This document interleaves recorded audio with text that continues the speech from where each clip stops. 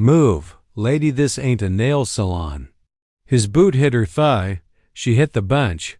Hard. Nobody moved. She stood. Did I mess up your hair? Clarkson smirked. Maybe next time don't block the aisle like you own the place. She smoothed her blazer. Didn't say a word. Lower your voice, she finally said. The victim's family is right behind that door. Oh, Clarkson laughed. One of those. Babysitter for criminals, huh? Clarkson, now let her talk. This'll be good. What's next, sparkle clipboard and a lecture? Actually, she replied, voice flat, I was about to announce court security violations. He rolled his eyes. Security?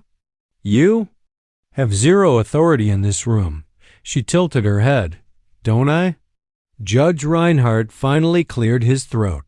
What the hell is going on here? Clarkson raised his hands. Sorry, Your Honor, some activist wandered past the gate and started bossing people around. I didn't wander, she said evenly. I was standing where court protocol allows a superior officer to stand during a security audit. Clarkson's smirk faltered. Woman pulled a slim ID wallet from her inner jacket pocket. It unfolded once, twice, 3 times. Black leather. Silver crest. Metropolitan Police Command. Division, Internal Affairs. Rank, Chief Inspector. Then she slid the final flap up. New CHIEF. Of police. Silence. True silence. No throat clears. No shuffle. Just dread. Clarkson started. Her tone remained calm. Deputy Clarkson, you're currently under investigation for 8 active complaints, 2 of them involving physical misconduct in a courtroom. Today is 9. He stammered. You said nothing. She stepped closer. I gave you every chance to act like a professional. You chose ego over discipline. You chose to kick a woman before asking her name. The judge rose now. Is this official? She handed him the badge wallet. It's as official as your appointment letter that I signed last week, Your Honor. Gasps again. No one moved. Clarkson looked like a statue melting in real time. The woman adjusted her blazer. I'll be reviewing this department personally, starting with him. Effective immediately, Deputy Clarkson is suspended pending investigation. No, you can't just try me, she cut in. One more word and I'll have 2 U.S. Marshals escort you out in cuffs. He froze, then sat, slowly, pale. A nearby court reporter whispered, She's the new chief. Someone near the gallery whispered, He kicked her? Cameras clicked. Phones rose like a wave, but the chief didn't gloat, didn't flinch. She turned to the stunned courtroom, voice sharp and clear. Today was supposed to be quiet, a closed hearing for a grieving family. But sometimes the universe gives you the exact fire you need when it sees a system still rotting. Then she looked at Clarkson. One last time. I don't need applause. I need reform. And it starts with removing cowards in uniform. The judge just nodded, speechless. And the woman? She walked back to the bench she was kicked into, sat calmly, and opened her notepad. Like nothing had happened, but the air had changed. Forever. You embarrassed me in front of everyone, Clarkson hissed. His voice was low now, desperate, twisted with disbelief. He stood outside the judge's chambers, just past the bailiff desk, trying to look like he still mattered. Chief Ramsey didn't even look at him. I didn't embarrass you, she said flatly. You did that all by yourself. He stepped closer, too close. You think you're going to come in here with your shiny badge and fix the system? His voice cracked. This is how it's always been. You don't change court culture with a few speeches and power trips. She finally looked at him. Her stare didn't blink. You don't fix rot by pretending it's tradition. Lady. I've been here 24 years, she raised an eyebrow. And I've cleaned out departments twice your size. Every time a man like you said the same thing. Guess what happened? He didn't respond. She stepped past him, cool and measured. But another voice caught her from the corner. You handled that well, said a soft, older man, a gray suit, deep crow's feet around the eyes. Not many people could take a hit like that and turn the room into ice. She turned. Director Walden. Thought you'd appreciate a quiet presence before the storm. He paused. Your dad would have been proud today. Her jaw tightened. He told me to stay out of law enforcement. And yet, here you are, commanding it. She smiled faintly. That man kicked me. In front of a courtroom. In front of a judge. And you stayed calm. I didn't stay calm, she replied. I stayed strategic. There's a difference. He nodded. You've been like that since the academy. Thoughtful, sharp, dangerous, in the best way. She looked back toward the courtroom. There are going to be headlines, you know. I'm counting on it, she said, back in the hallway. Clarkson paced like a cornered dog. Every door felt like a threat. His eyes flicked between phones, glances, whispering attorneys. They're calling her a hero already, one bailiff murmured. I heard she's a former FBI, another whispered. Did a sting on dirty sheriffs downstate. Got a whole department. Shut down. Clarkson clenched his jaw. Her. She had no business here. She wasn't like them. Wasn't molded in the way the courthouse operated. She didn't play along. Didn't know the understandings. The unspoken rules of courtroom. Hierarchy. She wasn't supposed to be the chief. He turned toward the double doors of the courtroom, and there she was again, already seated behind the bar, reviewing notes like the morning hadn't just cracked. The entire foundation of the Justice Building. Clarkson pushed through the doors. Still pretending you run the place? Her eyes didn't leave her page. I don't have to pretend, Clarkson. I do. This little power stunt won't last. You've already got the room against you. Wait till the unions hear about this. Wait till the press spins it. She calmly slid a file folder across the bench. You mean this union? She said. He looked down. His own signature. A previous complaint sealed. High. His eyes widened. You access sealed records? No, I wrote the policy that unsealed it last month. Clarkson stepped back. I know your type, she said quietly. You call yourself old school like it's an excuse for violence. You kick women, intimidate teens, throw your badge around like it means loyalty instead of justice. Then she stood. One day the uniform protected you. Starting today, it exposes you. He swallowed hard. She walked away, and as she did, every door he passed afterward didn't just look like a threat. It was. Did you see that video? Which one? The one where the cop kicked the black woman and then nearly fainted when she pulled out her badge. You mean the new chief? That's her? Whole damn courtroom went silent. By noon, the courthouse buzzed louder than the air conditioning. Whispers slid through marble corridors. Phones vibrated nonstop. Laughter behind closed offices. Nervous glances in break rooms. Bailiffs stopped making eye contact with Clarkson. Even the vending machine guy paused and said, Hey, you good, ma'am? Clarkson didn't answer.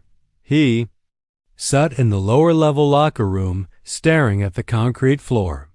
Every conversation above him sounded like muffled punches. Then his phone dinged. 0.76 new messages. 12 missed calls. Have you seen Twitter? Yo, is that you? This is bad. He clicked one link. There it was. Racist cop attacks woman in court. Then she shows him who she really is. 3.6 million views. In 4 hours, the thumbnail showed his leg extended, her falling. The shock frozen on every face around. Another clip had been slowed down, replayed with dramatic music. She didn't even flinch. Someone captioned.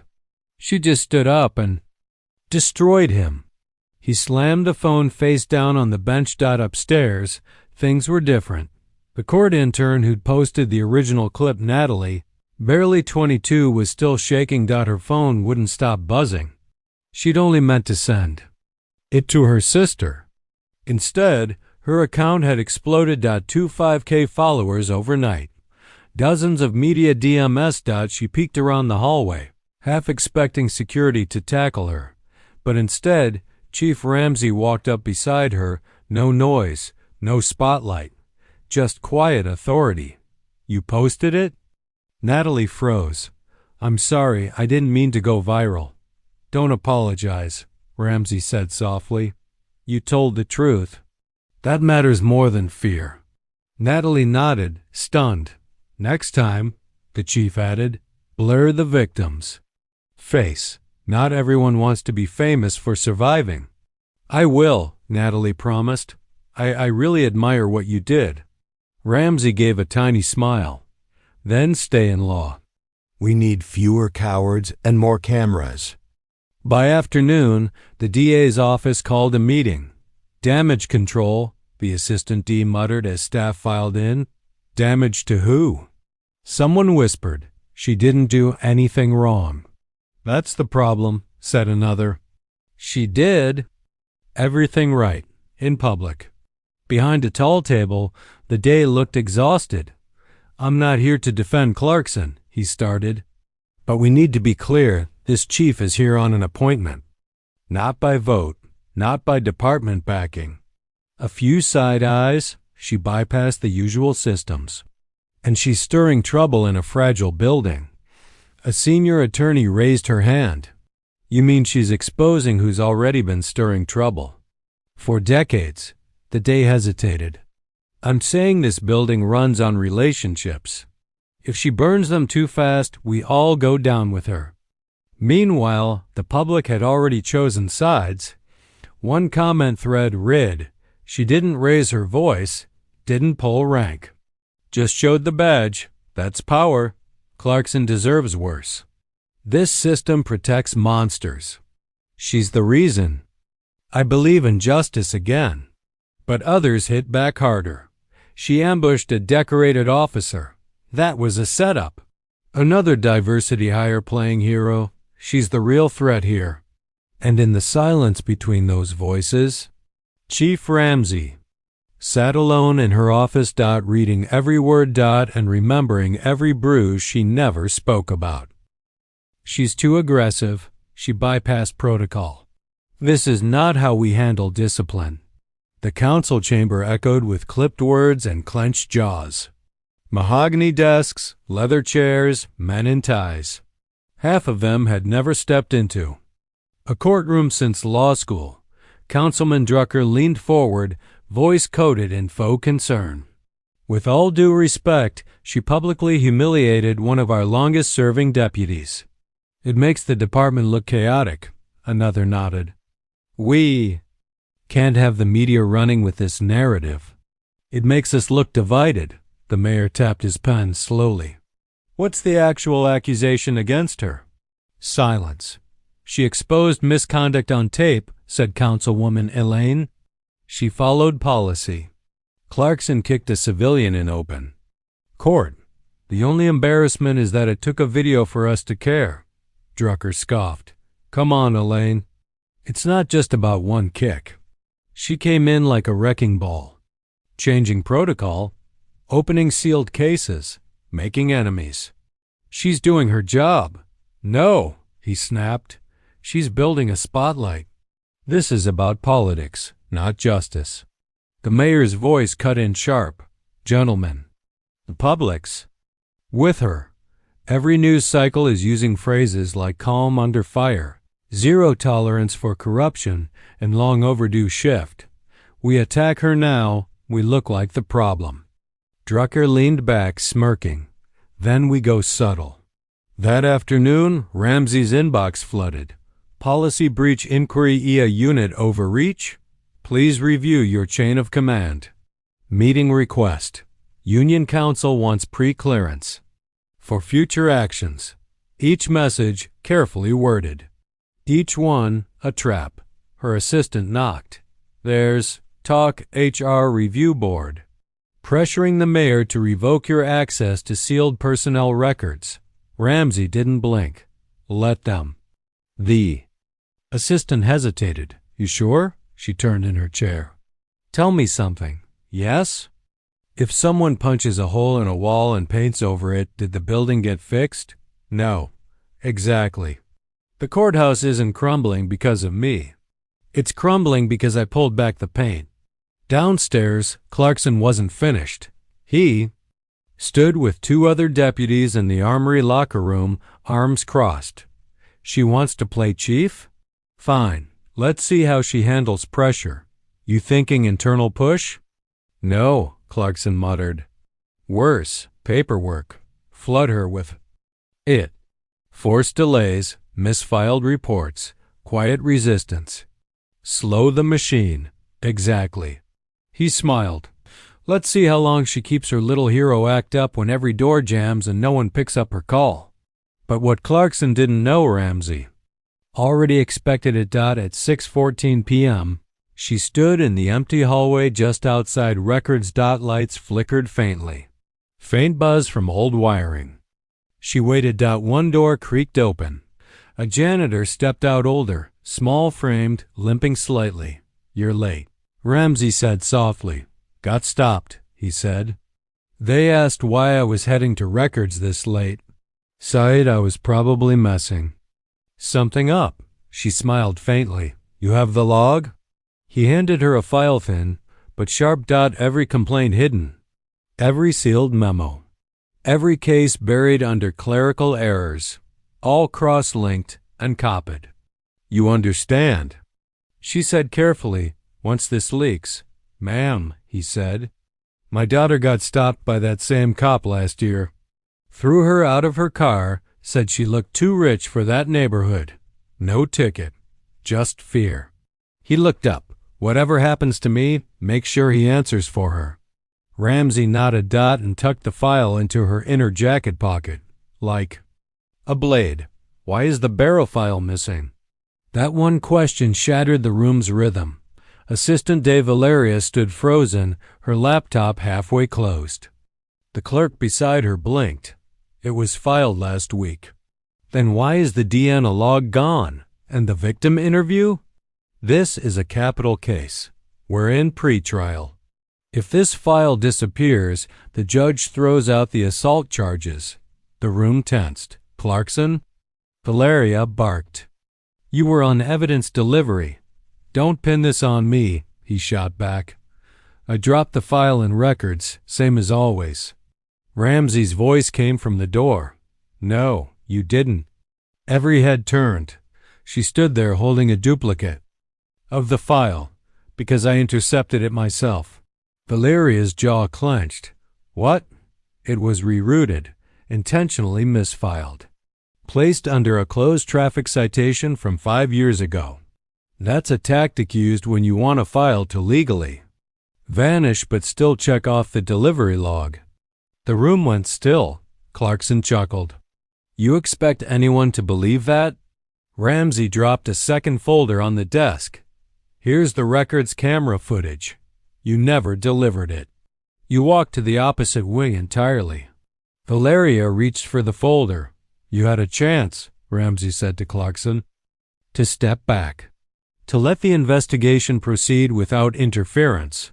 He crossed his arms. You can't prove intent. She raised an eyebrow. Luckily, I don't need to. I only need to report the chain of custody breach. That's enough. To suspend your courtroom access pending review. A beat, Valeria nodded. Do it, Clarkson laughed nervously. You people really want to do this here? No, Ramsey replied coolly. I'd have preferred not to do it at all. But you made sure silence became complicity. That afternoon, the Barrow case continued on time. With full evidence, the victim's mother sat in the gallery, clutching her daughter's bracelet. She had no idea how close her child's attacker had come to walking free, but Ramsey knew. She sat in the back row. No uniform, no announcement. Just watching. As the prosecutor laid out evidence sharp, clear, intact, Ramsey allowed herself one breath of quiet relief. This wasn't about headlines anymore. This was about the quiet wins. The kind you don't post. The kind that keep broken girls from becoming cold cases. Back in her office, a sealed letter waited. She opened it. Subject: Commander Review Recommendation, Deferred Status. Chief Ramsey's access to sealed EA records will remain, but must be reviewed quarterly. Union recommends disciplinary temperament evaluation within 30 days. She smiled softly. They were scared.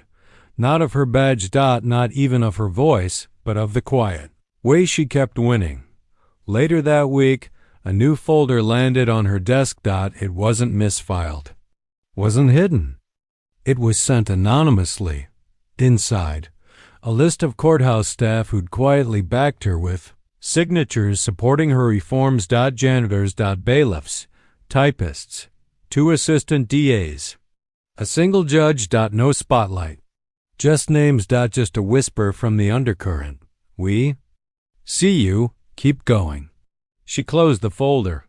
The power wasn't in shouting. It never had been. It was in what survived. "This is off the record," said Councilman Drucker. The room smelled like cologne, cigar wood, and entitlement. Closed blinds. No cameras. 4 men. 1 woman. A round table that wasn't meant to be round. Ramsey didn't sit. Mayor Greaves cleared his throat. "Chief Ramsey, we wanted to have a professional dialogue. Informal. Then you should have invited me during office hours." Drucker smiled like a dentist about to lie. "You've stirred up quite the storm. Officers refusing overtime. Union chatter. Public opinion splitting hard. You mean I've exposed corruption and it made people uncomfortable?" The man beside Drucker, Harlan, head of court operations, leaned forward. "You're smart, Chief. We all agree. You're articulate. Composed. But you're also new.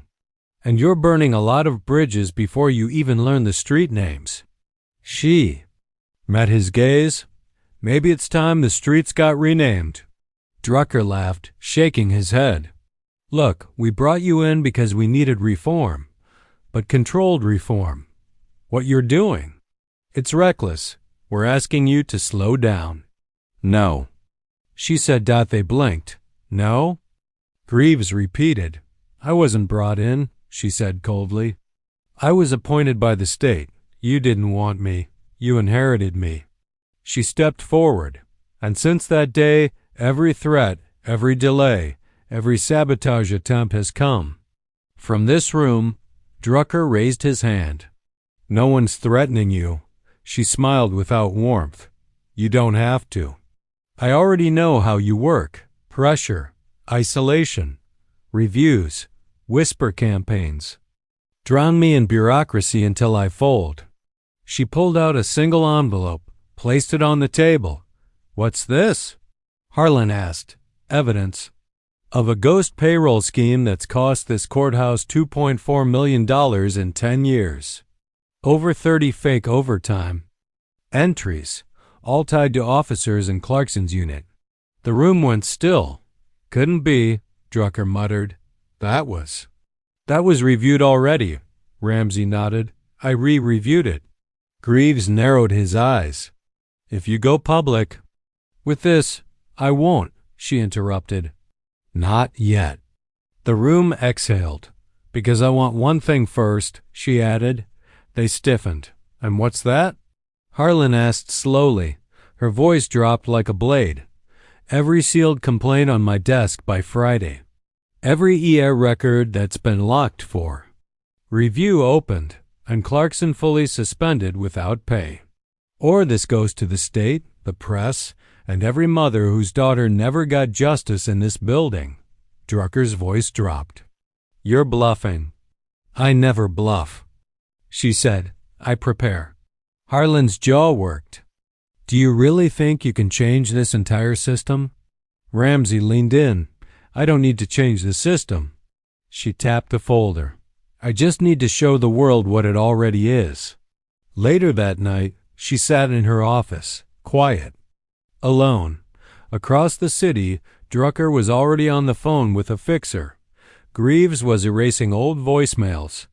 Harlan was shredding decades of files knowing it was too late. And Ramsey? She lit one desk lamp, pulled out a pen. And began signing the reform memos. Not fast. Not loud, but permanent. It started with one sentence, and it didn't come from Ramsey. It came from Judge Hernandez. In open court. I will not allow this courtroom to operate as a sanctuary for misconduct, no matter the badge or tenure of the accused. Silence followed. Then shuffling, a few raised eyebrows, a shocked cough from Clarkson. Ramsey, seated quietly in the gallery, didn't react. She didn't have to, because the judge kept going. Chief Ramsey's office has submitted video evidence and verified time. Logs of misconduct by Officer Clarkson. This court acknowledges those submissions as valid. Gasps followed. Cameras clicked. Clarkson jumped up. Your Honor, I haven't had a hearing. This is out of. You will have a hearing, Mr. Clarkson, Judge Hernandez snapped. But you will not hide behind a uniform in the meantime. Effective immediately, you are barred from court entry until your review is complete. He froze. Slowly sat back down. Eyes on him. Ramsey didn't move, but something shifted. In every seat, in every hallway. In every mind that had been waiting for someone else to speak first. By noon, another email hit her inbox. Subject line: Full access approved. The state's digital seal below it.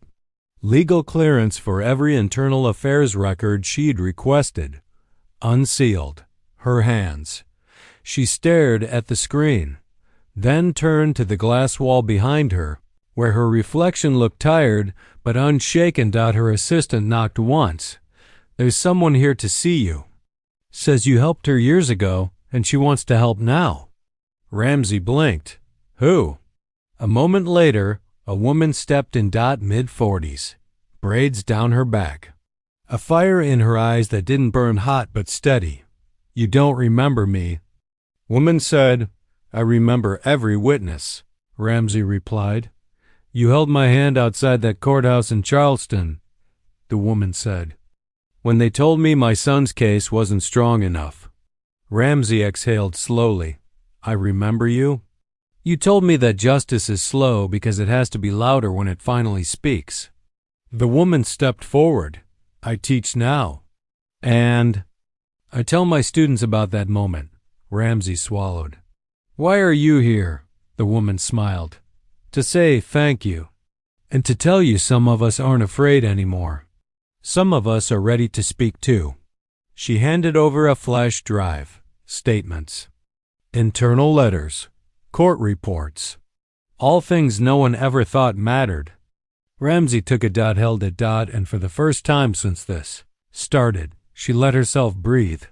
Not because the fight was over, but because it was no longer hers alone. That evening, social media caught fire again, but this time, #WeBackRamsey, #ReformDoesn, single quotes T flinch. #The chief stands clips of Judge Hernandez's ruling went viral.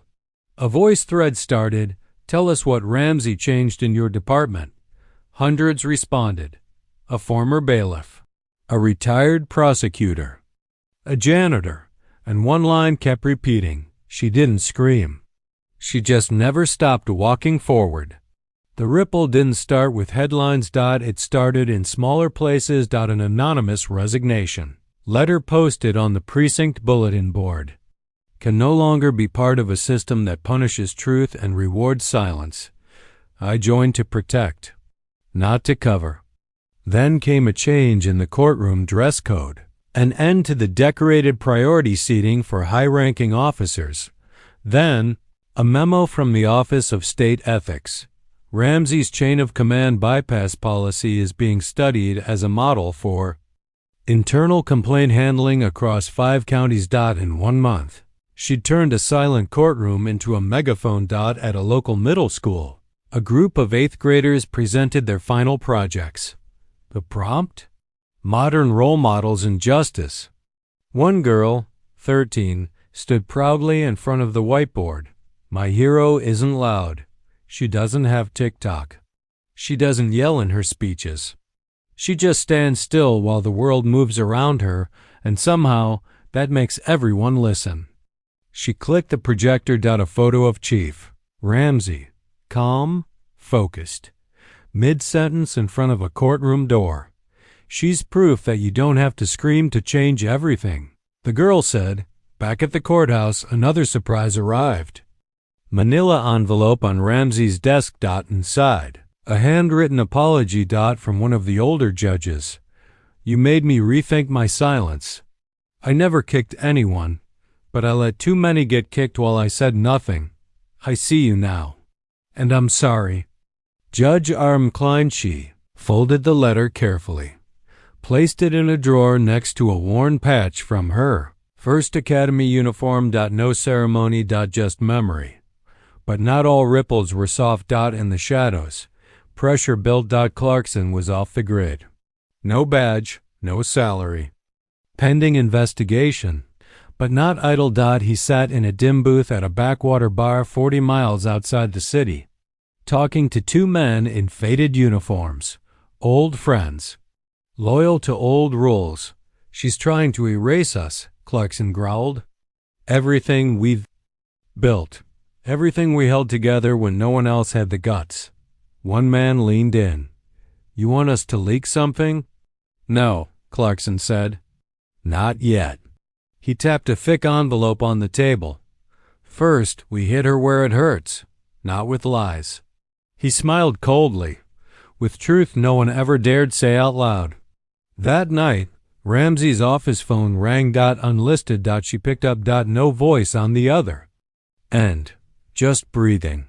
One long exhale. Then, you think you've won? She said nothing. You forgot one thing, the voice said. This building remembers, and it doesn't like being embarrassed. Click. She held the phone to her ear for 5 more seconds after the line went dead. Then slowly hung up. She didn't flinch. She just reached for her recorder, logged the call. And whispered to herself, let the building remember. But this time, I'm writing the next chapter on the walls. The headline dropped at 8:06 a.m. Chief Ramsey linked to prior misconduct. Cover-up during Charleston case. By 8:12, it had over 20,000 shares. By 8:18, the mayor's office called. By 8:20, reporters were outside the courthouse. Again. Inside her office, Ramsey scrolled slowly through the article. Every word calculated, every sentence quoting anonymous former officers, vaguely accusing her of suppressing excessive force complaints years ago without naming victims, dates, or facts. But one name was listed. Hers. In bold. Over and over, she didn't blink. She didn't call anyone. She just stood, put on her jacket, and walked out the door. The press surrounded her like sharks in a feeding frenzy. Chief, do you deny the allegations? Did you cover up abuse? Do you plan to resign? She stopped on the courthouse steps, raised her hand. No microphone. No statement. Just her voice. If you're looking for a scandal, you'll have to keep digging. I don't bury my mistakes, I correct them. And if you want proof. She held up a folder. This is every case file I've ever reviewed. Every complaint I've ever investigated. Every name, timestamp, and result declassified and available to the public starting now. Gasps, camera flashes. I've never hidden truth. I just refuse to be afraid of it. And with that, she walked straight past them. Inside, the smear worked its poison. Some staff looked away as she passed. One intern moved her desk to the far side of the bullpen. A memo arrived from the mayor's office. Effective immediately, Chief Ramsey is requested to attend a disciplinary review panel Friday at 9 a.m. But Ramsey didn't reply. Instead, she turned on her projector. Slide 1. The headline, Slide 2. The full Charleston report, Slide 3. A side-by-side breakdown proving every claim in the article was already debunked years ago by the state. Attorney General's office. She created a digital file, labeled it "For the Record," then emailed it to every news outlet that published the smear. Subject line: Truth in full. That evening, the news cycle shifted, slowly. Breaking. Chief Ramsey's response includes original Aggie report clears her of all misconduct. Experts say smear may violate whistleblower retaliation laws. Union silent after debunked allegations go public. But one person wasn't silent. Councilwoman Elaine burst into Ramsey's office the next morning. "They tried you," she snapped. "But they forgot what happens when you prepare." Ramsey smiled faintly. "They wanted a collapse." Elaine shook her head. "Instead, you gave them a syllabus." At 8:59 a.m. Friday, Ramsey stood outside the disciplinary panel door. The hallway was lined with people. Not protesters. Supporters. Quiet, still. Some with hands over hearts, some holding signs. "Dignity doesn't yell. Our system, our chief. Not all heroes need spotlights." Ramsey looked at them. Then stepped inside. And shut the door behind her. The room was silent. 5 people sat behind a long table. Not one of them made eye contact. The seal of the mob. City glared down behind them. The lights above buzzed faintly like the system itself was holding its breath. Chief Ramsey stood with her hands folded. Not defensive. Not fragile. Just still. The lead investigator cleared his throat. "Chief Ramsey, this review is in response to public concern surrounding allegations of past misconduct, already disproven," she said calmly. He flinched. "Be that as it may, we are tasked with evaluating your judgment and fitness to serve." She nodded. "Then do that. Evaluate my judgment." She stepped forward, slowly. "Ask why I didn't react with rage when I was kicked in front of a courtroom. Ask why I didn't retaliate when my office was flooded with fake reports and procedural chokeholds. Ask why I chose to let results speak louder than threats." She leaned forward just enough. "And if you're going to ask that, then ask yourselves why it took a viral video, not an internal process for the city to finally care about what's been happening for years." Dead silence. "I'm not afraid of removal," she said. "I'm afraid of silence." The panel called for a recess. Inside the hallway, reporters waited, but none pushed forward. The crowd outside had doubled. Former victims, parents, officers, clerks, court aides, not chanting, not shouting. Just standing. One woman wore a shirt that read, "I," was ignored until Ramsey showed up. 30 minutes later, the door reopened. Ramsey stood. The panel chair's hands trembled slightly as he read, "This committee finds no evidence of misconduct or breach of duty by Chief Ramsey. Further, we recommend her policies and review protocols be adopted across regional departments within the year." He looked up. For the first time, his eyes met hers. "Thank you for reminding us what justice is supposed to look like." She gave a single nod. No smile. No tears. Just acknowledgement. That evening, she didn't attend the press conference, didn't walk the courthouse steps. She drove to her father's old neighborhood, parked outside a corner store long since boarded up. And sat. The sky above was soft with cloud light. No applause. No flashbulbs. Just memory. Her phone buzzed. It was from Natalie, the intern. A photo, the 8th grade girl's essay. Typed in bold at the top, Ramsey didn't raise her voice, she raised the bar. Later that week, a new plaque appeared inside the courthouse lobby. It didn't say hero. It didn't say first. It didn't even say chief. It just said, "Eva Ramsey, she made silence answerable," and below it, "Let this building never forget. It does not get to choose who earns respect." Down in the records room, the janitor still limping. Still Quiet ran a new label through the machine, peeled it, pressed it on the drawer marked Sealed Complaints, Internal Affairs. Now it read, Opened, permanently. He smiled to himself and turned off the light.